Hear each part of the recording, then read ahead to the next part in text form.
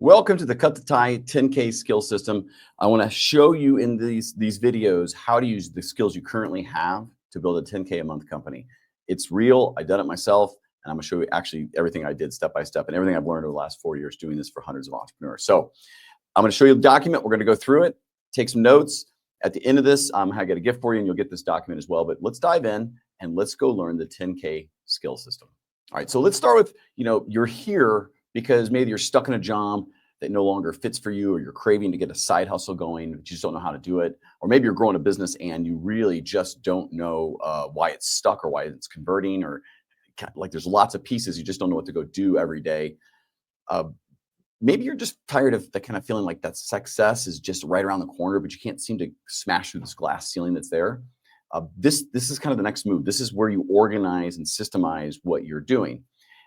It's really important to do this because otherwise you're going to be ineffective in your time use and how you do this. So this system, what's going to do for you is actually give you a really clear, proven, repeatable method to kind of help you build that 10K a month of business or more. And I'll show you exactly how to do it here in a little bit. It just takes a couple hours a day to get started. You don't have to quit your job if you don't really want to. You won't be spammy or running ads or getting burnt out. And you can do it even if you failed before. So just a little bit about me. My name is Thomas Helfrich. I am the founder of InstantlyRelevant.com. That's the 7-figure marketing agency I built using this system. I started a podcast called Cut the Tie. It's top globally ranked with over 1 million YouTube subscribers. We did that in less than a year using this system. And I've helped hundreds of entrepreneurs across all types of industries, coaches, marketing, architecture, you name it. We've helped billion-dollar companies down to solo entrepreneurs like myself, just to consistently grow, leveraging this system and the strategy behind it. So I'm going to give it to you. It's really, you can do this without ads, without fluff, and without this kind of endless hustle. It's just, it'll work. And we're going to dive into it. So in this system called Cut the Tie, we're going to kind of make sure we're getting rid of the strategies and habits to kind of get you stuck, right? Where you have confusing messages, really random, spray and pray, infective content. People typically undercharge and over deliver for what they are. They think playing small because they're not, they have imposter syndrome. They don't know they could do it bigger, and they're selling a way that doesn't feel like you're out there feeling salesy, sleazy, spammy. Those are all things we're going to help you cut the tie to. And in that metaphor, we want you to become the best version of yourself. I'm going to give you a system to do that ends with you making 10K a month. So wherever you are in your business, this could be used to improve your business, to double the revenue. But if you're just starting, you're trying to do this as a side hustle, this is a great way to get going. Okay. When you get done, by the way, I have, I'll send you this entire document, and I'll actually give you a free thing for taking the moment to reach out. I have 250 really good content hooks that kind of help drive engagement, attract clients. And it's something that we put together, but also, if you're using AI and things like that, it doesn't do it very well. These really do work. So I'll send this to you. You can email me at any time while you're watching this. If you had a question at thomas@cutthetie.com, that'll actually be me. And if you finish the system, put that at the end, and there'll be a thing at the end, and I'll actually send you both these kind of resources, the link to it for free. So anytime, reach out. Now let's get ready for phase 1. All right, so phase 1 is core. There's 3 steps in this. We call it the clarity knot. Because before you can kind of cut that tie, you got to untangle where the real value lives within you. And, a lot of people try to get going and scale and start doing stuff and creating content before they've really clarified and gotten real clarity around who they are and what they need to do. And we're going to start right with this as a way to get you as quickly as possible getting to 10K. But you do take a moment to do this phase, the core. So there's 3 steps in it. The first one is about your potential. This is your skills. So this is a skill system that's going to be built about what you already do. So the first thing we're going to need to do is identify what your skills are. So I want you to write down 10 things you naturally do easily, exceptionally well, you love to do, you feel very comfortable, you notice you do them a little better than others. Now, here's some guidance on this. I want you to consider tasks that people constantly ask you with. And this does not have to be it could be anything. It could be hey, can you help me organize this? Can you help me, mow this? Can you help me write that? Can you help me paint? It could be anything. Just don't limit yourself right now. I want you to think of things that give you energy, or kind of make time go by quickly. Don't worry about if they make you money or not. That's not the filter. We're not to that step. I want you just to identify what you do really well. And like I said, it could be closet, mowing the lawn, writing poetry, telling a story, telling jokes, listening, It could be any of these things. Just write down really with that idea in mind. So the kind of AI integration of this, right, is I want you to be, if you get stuck, you can use AI a little bit to help you drive through this thinking. And I'll put some up there. I'm not going to read them off the screen, but you can use AI to look at your profile on LinkedIn. You can have them do some stuff on your resume. You can talk to AI and talk about what you like, don't like, let it maybe clarify what that skill is. You can describe a bunch of things you like to go do that in your life, and maybe identify skills that are common across it. And you can even start doing little things where you're like, hey, do people pay for these? Now, I will tell you, you can do this. I wouldn't do it quite yet, but if you'd like to kind of tease yourself on a little bit, you can start looking at, what are people going to pay me to go do? But the point is, do not limit yourself here. Figure out what you're good at. Now, part of this impact allows you to really identify internally what your authentic strengths are. So this allows you to build a business that feels natural, not forced. It'll become sustainable, and it'll tie in some other layers, other areas of passion and other things that help you really be able to have the fuel to keep going. So it really matters, because the potential that you show, your skills, is going to be the engine of your business. And the better and more efficient and kind of those bigger and true you are to those skills, the better it's going to run, the faster you're going to go to get the results, the smoother it's going to be, and the longer it's going to last. So think of that potential as your engine. Really resist the urge to dismiss that non-traditional skills. The things that feel ordinary, it might be kind of, to you might be extraordinary to somebody else, right? Like, so what I mean by that is something you do very easily, or to somebody else you can't do it, that's high value. For example, I'm very good at brainstorming and getting some ideas, and be able to, associate things that are connected. My wife is the opposite. She's not that she can't do that, but I can help her when she needs help with an idea, right? When she says, hey, what do you think about this? What do you think about that? Conversely, I'm a terrible organizer. I'm terrible at making things get in some kind of order. She can look at that and go, hey, do this, this, this, and this. I'm like, thank you. This is where you're going to find your niche, and this is where the gold's going to live. So I want you to really dismiss things that you kind of just take for granted. It's non-traditional. Really dive in deep. All right. Step 2. So this is your passion. We're going to fuel that engine. I want you to identify like 3 to 5 things that light you up. Topics, problems, causes, movements. It doesn't matter if no one's paid you yet or anything else. Just what really gives you a lot of energy. What's something that's going to really fulfill you? So, what do you listen to on podcasts, or what do you read on social media, or watch on YouTube? And, what kind of projects in the past have it helped you at work, or just maybe in community? Do you have something you rant or rave about or totally nerd out about? Like, that's another one. Even if no one's listening, something that you just love, something that really allows you to just, God, you get behind, you wish you could just kind of be in that all the time. That's a passion. You can use some AI, some integration with this to kind of help you solve through that. Like I said, talk to it, figure out when's going to be monetized. You can start working through some of the pre-work on that to say, is that a passion? You can describe lots of disassociated things between work and life, relationships, faith, whatever, and it will help you come up with, given your passion for this, you might, this could be some things you can start solving for problems. So start doing that. Use AI where it's appropriate, but really focus on internally. Do some reflection. Really get into the weeds here, because you want something that's going to be giving you energy and consistency. That's the impact, right? The consistency will help you build trust with your group eventually, and it'll be one of the most powerful assets you have in a business. Like I think I said, like, passion really fuels the engine of your potential. And so if you think from a Venn diagram, those two overlay, where you have passion and you have some potential, that little middle area is a really good place to start focusing. And we'll get into that in a little bit here. So if you think about things to be cautious about, I don't want you to chase kind of hype. So if you're not really truly interested in AI or coaching, or I think the crypto, then don't. Stay where you actually feel at home, where you feel energized. Not maybe where you're comfortable. It's different. Where you have a passion, something you'd love to know more about. And make a list of 3 to 5 of those, because some of those are going to be great, and some of those probably you can't monetize. So you may like underwater basket weaving. I'm not really sure there's a market for that, unless maybe you made a YouTube channel of it or something. But at the same time, if you love coaching, people are out of a divorce and help them through it because you've been through that or something, that might be a really good spot. So there's all kinds of ways to do a business, but make a list 3 to 5 that's in your passion. Step 3, the problem. You got to find that paycheck. All right. We're gonna target 5 to 7 really observable problems in your audience. So we're gonna get to defining the audience a little better, but what problems could you solve that are urgent, painful, expensive? I even say desperate.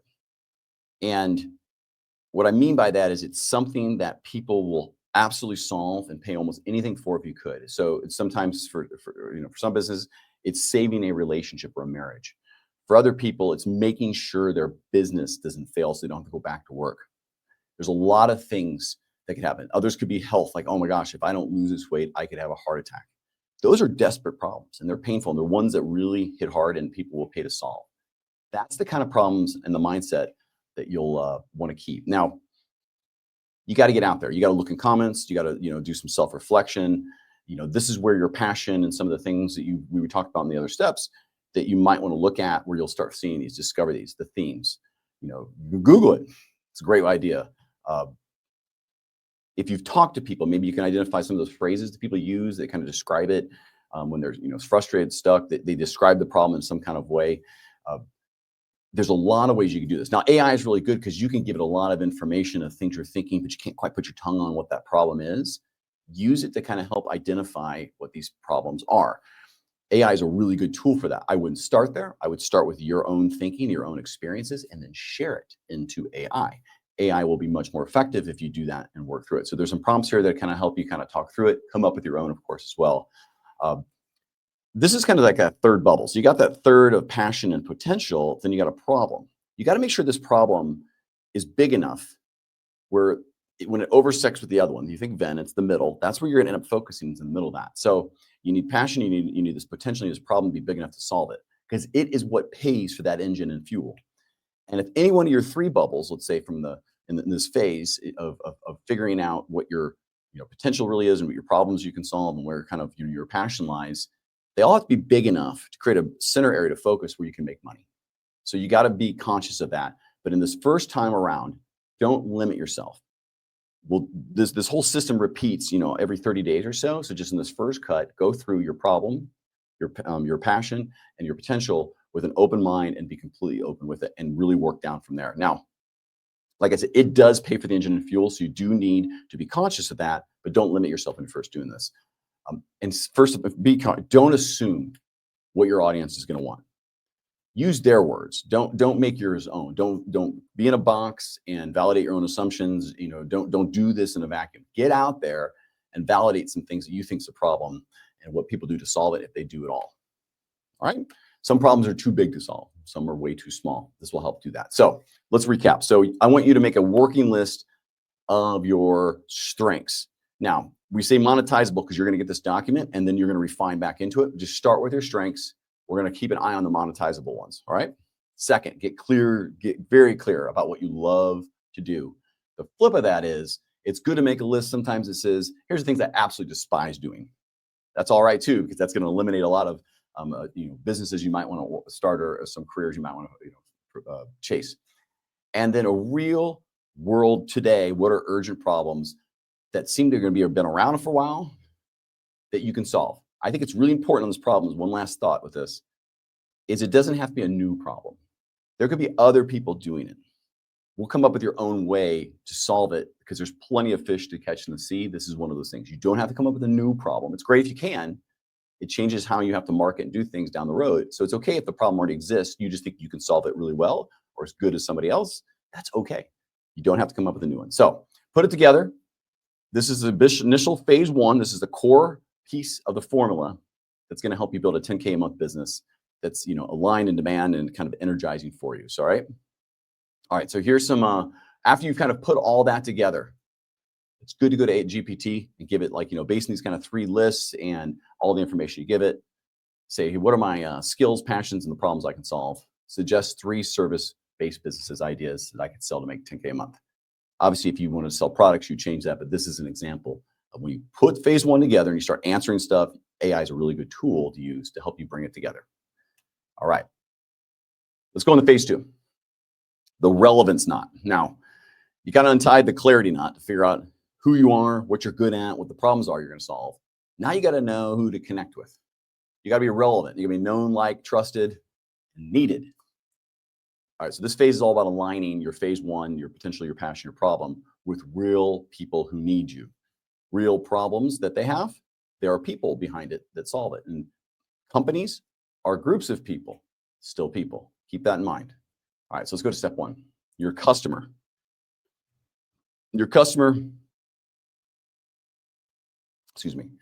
Step one, it's your customer. We have to define and locate that audience you're built to serve with your skills. So I want you to get hyper specific about who this solution's for, who you can help. It's not about finding like really a market. It's about defining a person that buys it. Remember, you're trying to build a 10K a month business here, not a $1 million a month business yet. It's a different problem, a different strategy. A 10K a month business is to a person. And I want you to get really clear what that person is. And so that way you can have a better connection to them. So we'll get to the connection part soon, but understand that customer. Start with that problem that you learned from phase one and work backwards. You know, define that kind of exact person who's likely to struggle with that problem, is actively seek help. Think very niche. So you don't want to be like, I help women over 40 that are struggling with life. No, maybe help divorced women in their 40s who are entering the workforce, or a first-time founder that's 25 to 35 years old in the software as a service space, not just entrepreneurs. If you're too broad, specifically in a 10K a month type of business, you won't be able to sell to the niche because people will not relate to you. You have to be very specific, and we'll get to what that niche is and we'll refine it. But you got to think hyper-focused, hyper-specific, all right? Now, understand their world is important. Where do they spend time? LinkedIn, Instagram, in person? I mean, how do they buy? Are they impulse, more research driven? You know, where do they, how do they describe their problem? What words do they use? I really recommend asking the real people, friends, clients, prospects, even competitors to be in your space of like, what are they solving? What are they seeing? And, how do you solve it? If you had money, what do you pay for it? You have to ask questions of real people who are actually making money, actually paying to go do this stuff or would pay. You cannot be in your own box. You got to cut that tie, so to speak, of assuming you know everything, because you don't. And AI probably doesn't know it either. It can be used, but asking real people who are in the moment is really the way to go. Now, AI from integration parts can really, help you put this together as you're getting your information and you're keeping track of people's responses, your research and other things. Put that in there so you can really kind of help the niches to identify that customer and what platforms they live on. I think it's also really important to know, like, where when you're doing part of this, that you got to know exactly where they're going to be. And we're going to talk about that in a minute, but get AI to say, hey, I think this type of customer does this because you solve this problem, and given your passion and your skills and the problem you solve, it'd be there. It would be a good idea. So that's where you start. And like, once again, we're going to go through this. You're going to do this one time. It's the hardest the first time you go through the system. And then as you refine this every 30 days or so, it gets better, it gets better, it gets more refined, you get more locked in. And the more deals you close, then you'll really know what it is. So, all right. I want to get back to the impact of this. So when you exactly know who you're speaking to in your messaging, it's going to hit harder. Your content's going to be better. Your outreach is going to be easier, more personable, and your strategy is going to really not waste time. It's going to get right to it. If you can't really define your audience, this is why it matters. You can't attract them. If you sell to everybody, you sell to nobody kind of idea. And without that kind of clear picture of who your ideal client is and your content, your brand, all these sales efforts, they're going to be scattered, ineffective, and really not work.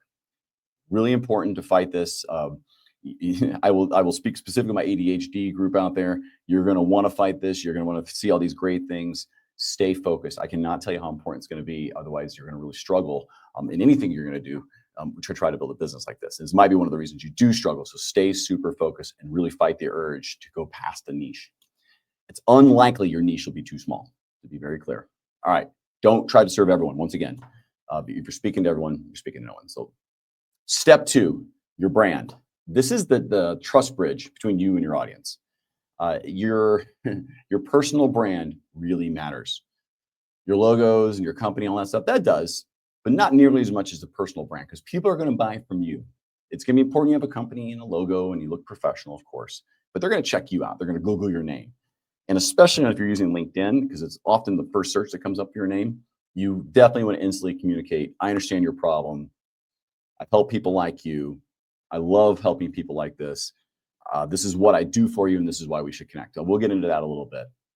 But don't take more of a resume. This is really a landing page for value.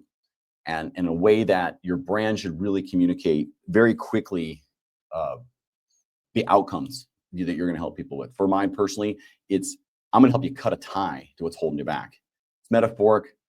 It's a little, probably even too broad at times for me, but it communicates quickly that I'm going to help you cut a tie to what's holding you back. And that could be a lot of things, because we do a lot of things, but we didn't start that way. If originally we started with, hey, I'm going to help you rock LinkedIn and make money. It was this system. So in your about section, you should tell a story. And this could be an Instagram, or it could be on LinkedIn as the example we typically use. Be personable. Pretend like someone came up to you after a conference you just spoke at and said, hey, who are you? Tell them, talk to somebody like that. Get some emotional connection. Let them know you're a dad, or you love fishing, or you love chess, and at one point you were a racquetball player. Who knows? Any one of those things can make people trust you and see that you're open and sharing. And in the featured sections of your brand, make sure that there's proof and results, and there's a call to action out there. Now, part of brand is being recognizable. You may have noticed I have a cut tie on. I don't know if you did. This is part of our brand image, that I show up to events in a blue cut tie and a white shirt. It was a conscious decision. It could be fun. It could be perceived as hokey. It could be perceived all kinds of ways. But I show up every time in the metaphor of cut the tie. It's part of the brand decision we made, because it's red, white, and blue are our colors, and we try to keep our backgrounds and everything around that. But that's just the look and feel. What our brand communicates is, I'm always going to help you get better at life. I'm going to help you move forward to find success, and I'm going to help you define that success on your own terms. And specifically here, we're going to help you build a 10K a month business. That cut the tie is a very intentional brand that was thought out with strategy, and it started with this exact system. So if you want to do some, kind of a good little side note tip here is, when you do your title for you, or your headline, don't talk about who you are. Don't say founder, CEO of this and that, or marketing consultant and fractional CMO. Sure, if you want a job, go do that. But if you're going to build a business, you might want to start with what you do, people, which is like maybe helping SaaS founders get 20 plus sales conversions a month without paid ads. That would get my attention if I was a SaaS founder. So some AI prompts help you with headlines, help you shorten stuff. On LinkedIn specifically, you want to keep that headline 7-8 words long. Help you with about sections, so there's calls to action. People want to read it, and if they get in there, they get value from what they read. They learn about you. They deepen that relationship by reading it. Your banner is the first thing they see when they land, so make sure it's not all about you. It's all about them. It's altruistic. It tells you what exactly you're a trusted expert in and why they should be here. You always want to be creating credibility in your brands. I use LinkedIn as an example often, and when I'm talking through this thing, I'm often referring to LinkedIn, but it works on other social media platforms and in your websites as well. You need to pre-sell trust before you've ever said a word. This is really important for the impact. Clear, authority-driven profile does that. It is instantly credible, and as people get into your content, they check you out, they start asking, it'll only be supported by that. If you look like crap, you won't check out. It's super important. Do not take it lightly, and don't skip this step. All right. People just really don't buy the best product, and they certainly don't always buy on price. They buy on value. They buy on the person they think they can trust the most to deliver what they say they can. And people aren't going to go digging for gold. They want to see that gold and know that below there's more. Your brand communicates that piece. So, you also don't want to make it a trophy kind of case from a cautionary tale. Jargon, or you don't want to use too much AI writing or really long-winded, like self-serving bios. You want to be helpful, real, and take the time to use your brand, your profiles, all this stuff as a way to speak to a human with clarity and connection and authenticity, and just being like a person. Just be good. All right. Step 3, your content. You got to be consistent, and you want to make sure that it's conversational credibility. And I'll explain that here in a minute. So we're going to help you develop. This is your action. I want you to develop a content strategy and some content that meets your audience where they are, in the format they prefer, and in a voice that really feels real. So this is a big section. The content phase of in the step 3 kind of puts together your audience and your brand, and in content delivers that, and that is the vehicle of which then people get in to come along with you. All right. So this is the trust, where it's not really a tactic. It's a trust building system. Your content. You really want to stay around the topics of what you solve. So if you solve a problem, I'll get to the AI piece of this. You want to keep your content. It doesn't have to all be new all the time.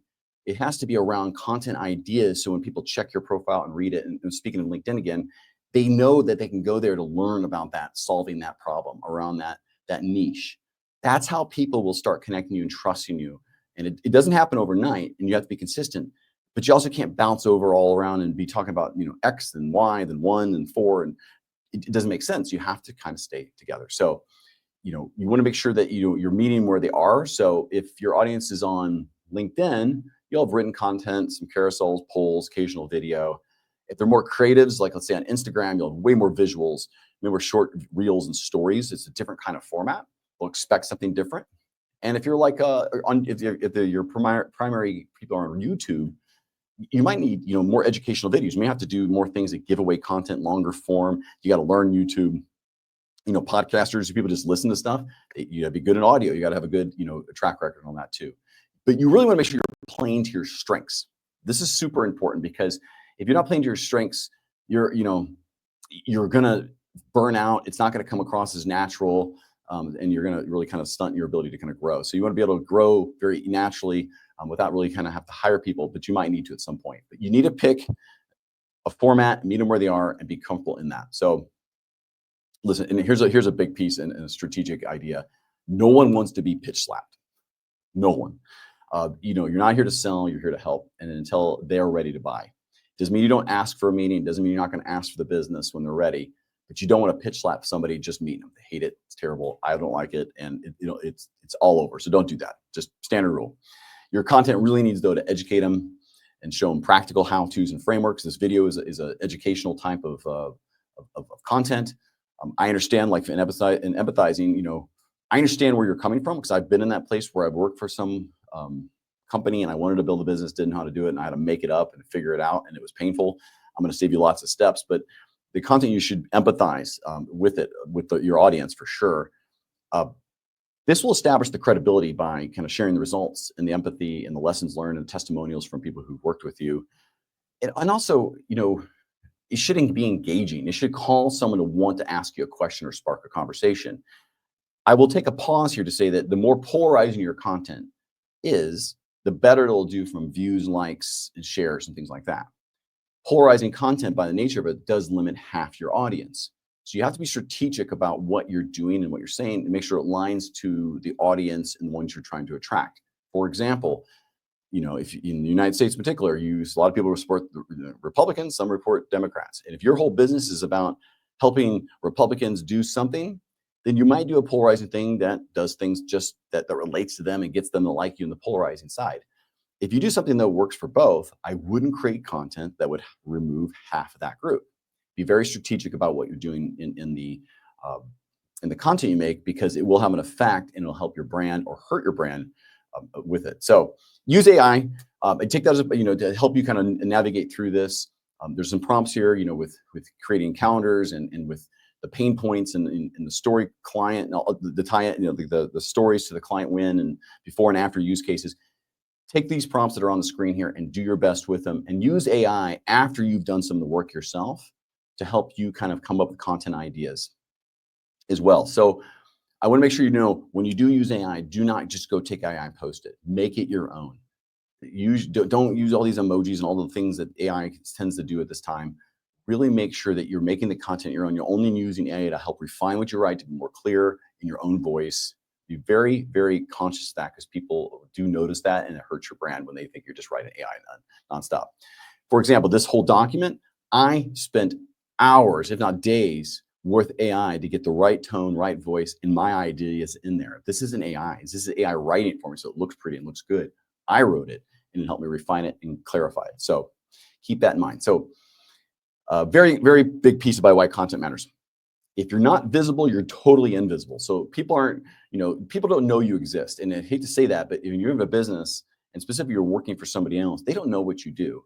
So you have to show up in their feeds. You have to show up and help, we'll get to the engagement piece here in a minute. But without it, you don't exist. And you have to be there and present and it's authority to be able to win business. So keep that in mind, stay focused, don't spray content everywhere. Be very, very focused to wherever your audience is and where you feel comfortable, and stay there. Don't go too wide, too thin. Just stay focused in the niche and where they are. All right. Those three things together are phase two. I want you to tie the relevance to kind of results. So here's what you got to do, right? I want you to find a clear, valuable audience you can serve. Really clearly understand it. It shouldn't be huge. It also can't be 10 people. It's got to be a right number. And we'll talk about some of these numbers as it depends on where you are in your journey. If you're still working, you don't have so much time, that'll determine how big of an audience you might be able to go after. But keep it niche, keep it normal, and keep it normalized size that you can actually manage. Just don't go too big. Favor smaller. I want you to get your personal brand sorted and align it to speak your audience's language and build trust and something you feel comfortable doing. And finally, I want you to make sure your content has a systemized approach that that's going to connect, it's going to educate.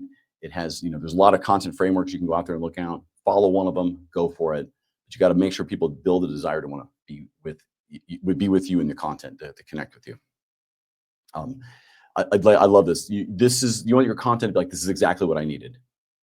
People say that they're gonna want your stuff, and that's the idea. So at the end of phase 2, I want you to take all the stuff that you've given it and like you've written down, you've captured, try to as much as you can, and go use AI to kind of help you, get the right 30-day content plan that builds trust. It's around a few central ideas that drive conversations, and it really will help you start doing this. When I work with people one-on-one, we go and customize this. This can feel a bit overwhelming. It's okay. You're going to feel that the first time, but just get a good plan together, try it, and then you're going to measure it as you go through it. All right. So phase 3, this is the last phase. We call it the opportunity knot. So you kind of built the clarity, you've built credibility, and now you got to build some cash flow. This is where the potential meets demand, and your audience is interested, and they become invested in you, in your services. So this isn't about pushing people or being salesy. It's about guiding them through that trust, through the service you provide, and through, give them a clear path to have confidence into the results of your promise. Now, people will have different styles. Some people are much more salesy, pushy. If that's you, by all means, do it. The system I promote and we do here, we try to guide people with are around people being good and not spammy and pushy and having real value. And the idea is never to get a bad review and always have value added where people feel like what you did for them was of high value. I want you to protect your personal brand and your reputation, and this is the way to do it. So be conscious. I want you to be very conscious, not being salesy and pushy. And if that's your style, then by all means go for it. But if you're looking for a really good, solid, long-term approach that still builds a really good business, take what we're saying really, or I'm saying here really into effect. So let's look at step 1, your engagement. I want you to turn intention of others into some authentic relationships. So I want you to treat every comment, profile view, DM, online, offline conversation is kind of a signal. And they're not all the same. They're not sales. Not everyone wants to buy. But I want you to make sure whatever they are, you're being authentic and you're being purposeful. And I want you to track this. And I want you to make sure that you're really kind of building this kind of a conversion, conversation capital is what we call it. So meaning the more conversations you have without selling, the more value you can have, the more people trust you. And they're going to have their flags up for a while, but if you really kind of stick to it and keep being the person you say you are with your content and everything else, people will give you some capital behind that and really like it. To be honest with you, it'll help you close deals. This engagement is really more like a dance. It's not a pitch. They give a little, you go do some things with them. You take the lead on others. It's back and forth. It is it has music, it has a rhythm, it has a melody. So you got to make sure that you engage with their content. They engage with yours, right? You have a conversation naturally that unfolds from that. You stay really present and kind of really human and helpful in those conversations. Don't copy and paste stuff, and just don't ever pitch slap them. It's a funny word, but it's terrible. Just don't do it. I want you to track this stuff. So we use Go High Level, and we use a little sales navigator to kind of keep track of everything. You take notes. Make sure you build into your schedules times. To be able to capture a note, put a link in. You have a process in place for follow-up, book calls, things like that. It depends on what your business is and how you do this. But if you don't track this stuff, for sure, you'll forget, you'll miss opportunities, and the forgettable doesn't convert. If you are forgetting things, you are not destined to remember. I'll tell you that. You will definitely forget, and it'll cost you business. So keep good track in your CRM. This is super important. So, all right, email caution. Don't email anyone until they're willing to share their email with you or book time with you. This probably goes against some conventional wisdom of cold outreach. I think there's a much better way to do it through warm outreach. And what I'll give the example is that we'll interact, have conversations on comments or DMs on LinkedIn. Those people will go to a warm email outreach where I'll actually send them a note that says, hey, it's Thomas from LinkedIn, just giving you my email to get, just because DMs can be overwhelming.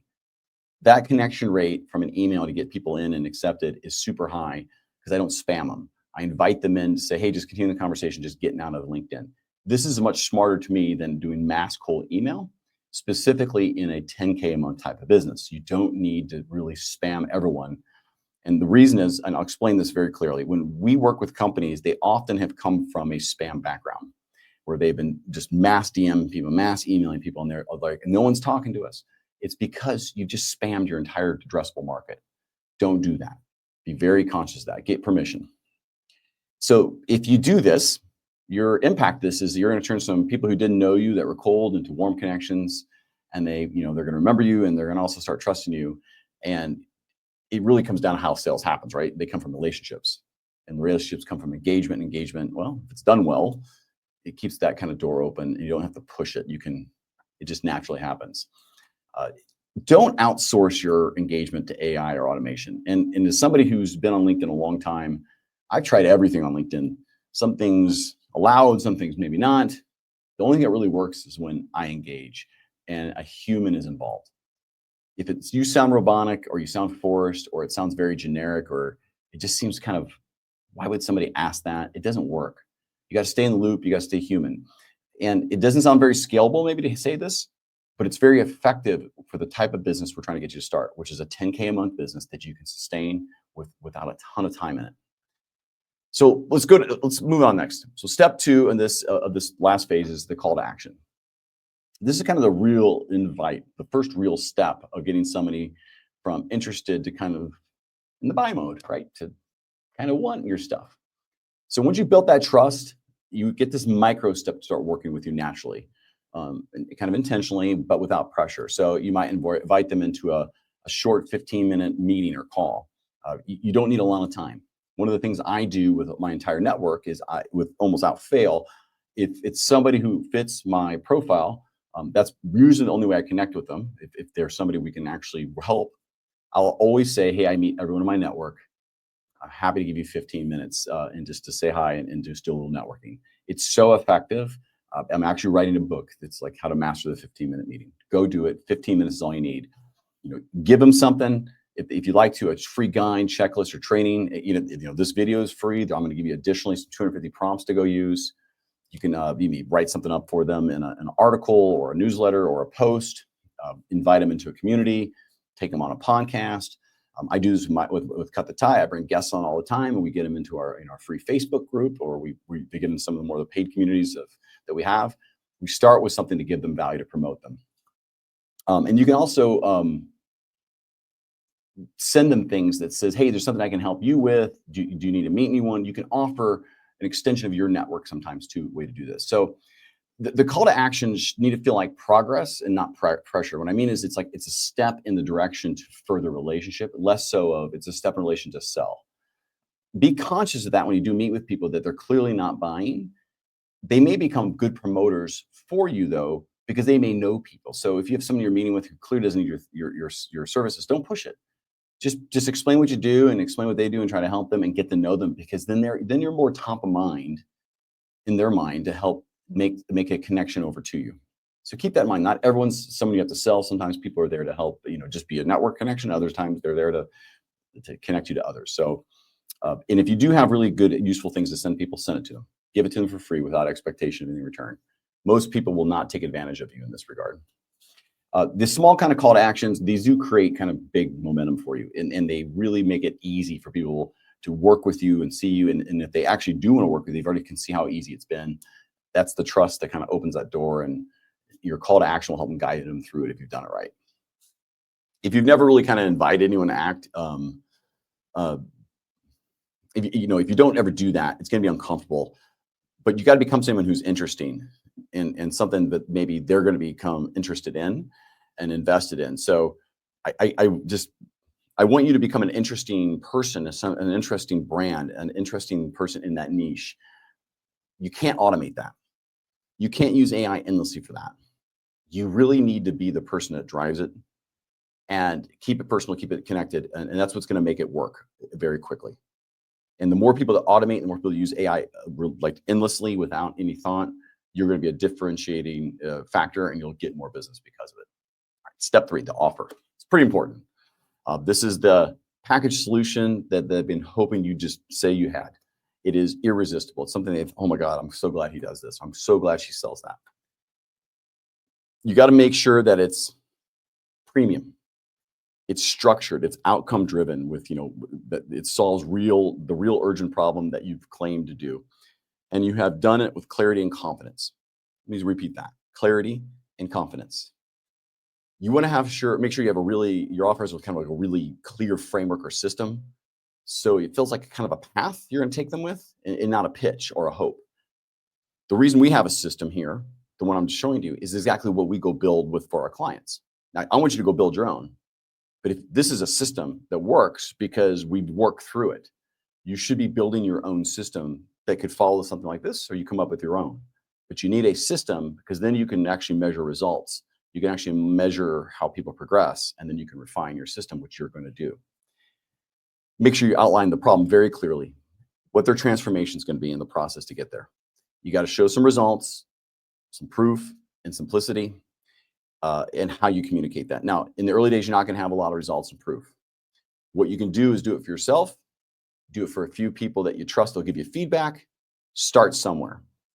I'm not saying work for free, but at the same time, when you're first starting, you really need to work on stuff with people you trust to give you, to help you improve the system, so you can have some type of results to fall back on. It's kind of the hardest step. But you're going to have to work through it, because your first times doing your own system, or you deliver what you're going to do, is going to be rough. You're going to be learning on the fly. So if you've done it once or twice for somebody you trust to help you through it, it's going to help. But you got to be very clear that checks these boxes, right? So clear problem, tangible outcomes, results driven. You have really clear processes, and it's really tailored to the specific audience, and competently priced. I want you to price with intention, not insecurity. And what I mean by that is, you built trust, you've shown value, and you're solving that painful problem. That's premium. There's value there. Price like it. Price like you've done it a million times. If the top performers in your industry are charging 10K, 5K, charge 5K, charge 10K. You're one of them. You're just as good. And if you don't think you are, they're going to know that. So price it accordingly. And I mean that. That offer should show them enough ROI, enough value to get over the pricing that you think is a lot. But the truth is, even if you're on the lower end of what your higher ticker offers are going to be, just make sure that you're driving value, because your time matters. You need to get paid for that time. You need to get paid for the effort you're doing, and they should be getting the value that they've paid for. All right. It's important because the offer is not just what you do, it's what they become, because you helped them through it. You worked with them. And you're really not selling time, you're selling a transformation. You're getting paid for your time, and you want to get paid, accordingly. But the price needs to be reflected in value, and it's got to make sure that it's not racing to the bottom. If you race to the bottom and you compete on price, you're going to lose so much money.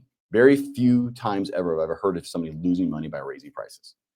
Make sure you lead with confidence. I cannot say that enough. Make sure you lead your price with confidence. All right, let's wrap up phase 3. The opportunity now has been untied.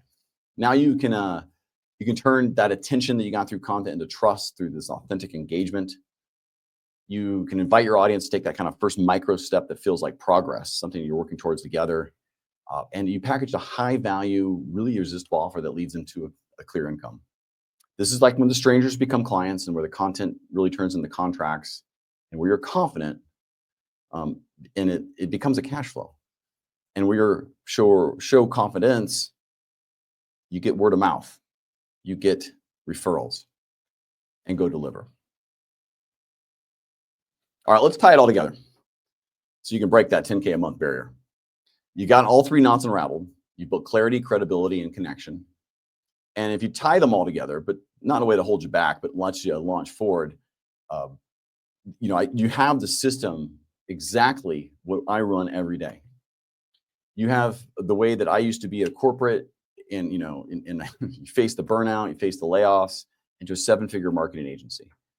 And the podcast followed the same kind of procedures. And the podcast has become a top of funnel for the agency. And it's also become a top of funnel for for coaching and other things that I do with our groups. It helps you though also take a step towards recurring revenue. And you could do this just like I did start quitting my job until I got too busy and I could. And to be specific, in my case, they asked me to leave because I was focusing so much on my business. I hope that happens to you. I hope you have enough business and it's going good enough where you can go do this. So let me just rephrase kind of the 3 knots you really need to unravel to be able to get 10K a month. And starting with that clarity knot.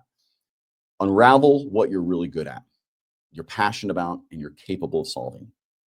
Make sure you are focusing on a problem that's going to be solvable by you, and you can sustain it, and you drive value, and you can charge that premium for it. Get really clear about that. Second, that relevance knot. You want to make sure that you're not confusing in your brand or your messaging or the audience. You're niche, you're focused, and you stick with that.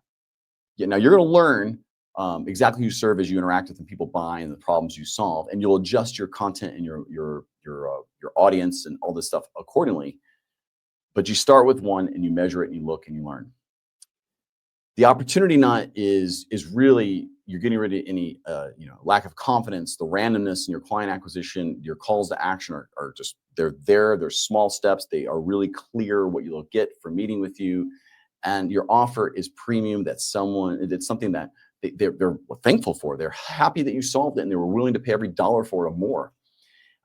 If you can, when you cut through these knots, it's going to release your business, but it's also going to free you from having to be dependent on one income in the form of a W-2. And I hope you can make that step from self-doubt, from that imposter syndrome. Can I really do it? From doing all those things but never seeing results, kind of spinning your wheels, to get focused on a system that you can make your own, to get clarity and be relevant to the group, and then consistently kind of turn your trust into money. That's how I built the 10K a month business to start, and went on way beyond that. I did one step at a time, one phase at a time. I learned from it and I repeated it. Now, if you want this kind of full 10K system breakdown with kind of the free gift of 200 proven content hooks, because AI does them terrible. I have some really good ones we use all the time. I'll send it to you. You can go to Cut the Tie system /10K system, and that should be there. If that page is not up for some reason, just email me at thomas@cutthetie.com. Now, I want to be clear. This is something you need to take for yourself. This is something you need to go implement and work on. And if you need help or you want to do it one-on-one, some coaching, that's my offer to you. Come find time with me. You can get me on linkedin.com/n/Thomas Helfrich, or email me at thomas@cutthetie.com. I can give you some ideas and go through some coaching if you want one-on-one to go implement this for you. We do it in 30 days. And you will be off and running, and I'll give you support for another 60 after that. Really tight support to help you get through it, customize it to your needs, goals, and specifics. But I hope you enjoyed this. I hope you can get out there, go cut a tie to whatever's holding you back, use this system, and go build a 10K a month business. Thanks so much for watching.